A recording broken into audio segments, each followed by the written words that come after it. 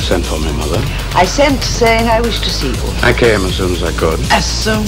I am not master of my time. Who is then? The Senate, the Army, the law courts, my social duties. Oh. Mother, you have always warned me that I would not rise to the highest rank in the Empire unless I was more attentive to my social duties. I have warned you many things. to come when I send for you. When I wish to see you. My dear Mother, if your message had indicated the nature of your business... The Emperor is going on a journey. I know, to Capri and Naples. To Planitia, to see his one remaining grandson. Did he tell you? If he told me, it wouldn't have mattered so much. It was the fact that he did not tell me. It may be only... No. If it were a rumor, I would have heard it. My friends are good at bringing me rumors. May I ask how you found out? Marcia. My husband has made all the arrangements. The Emperor is to travel in secret, taking no one with him but Celustius Crispus. This becomes more complex.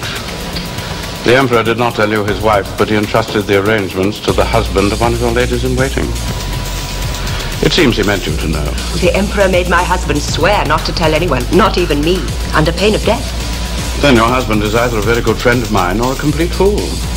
Or, of course, both. Well, perhaps now you understand why my message could not indicate the nature of my business. Indeed. We don't want your husband to lose his life unnecessarily. You know the Emperor has been troubled by signs. Signs? The lightning that melted the air of his name. Oh, yes. And the eagle in the campus marshes. He is the most practical man I have ever known and the most absurdly superstitious. As you are, too. No, Mother. I believe in astrology, which is an exact science. I am completely free from superstition and all other forms of self-delusion. The Emperor has come to believe that he will die soon. He's 75. He may well be right. And who will succeed to the throne? I have been led to believe that I shall. You must. My horoscope for the coming month, as soon as you can cast it, and the horoscope of one other person. You may ask who. Who, my lord? The Emperor's grandson, Agrippa Posthumus. You may not ask why. In the usual way, I must threaten you with death if I find you wondering why.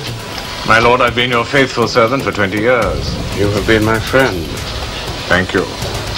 I'm only sorry that life has taught me to have friends who live in fear of me.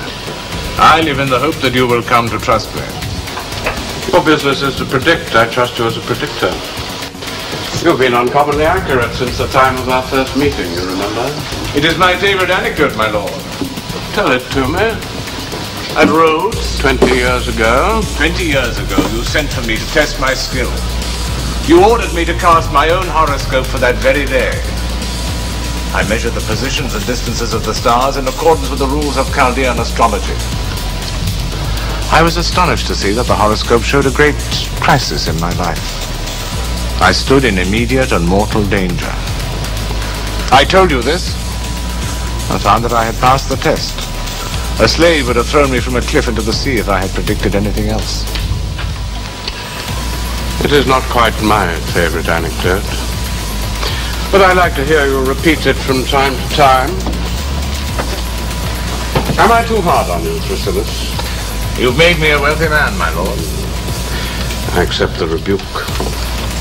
Thrasylus, I myself will make not prediction but a promise. If ever I become head of the Roman Empire... As you will do. As I may possibly do, all astrologers will be banished, every one, except you. You are kind. No, not at all. We cannot control events, we can only try to foresee them. I want to be the only man in the Empire who has any chance of knowing the future. The horoscopes of Agrippa and myself by tomorrow.